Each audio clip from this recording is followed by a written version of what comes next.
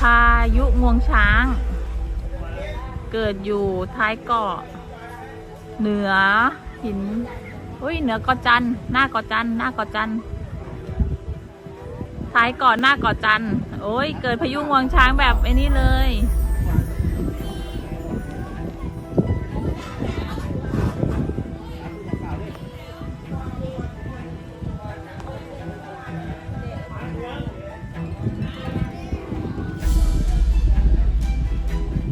นั่นไงใครบอกว่า30%เ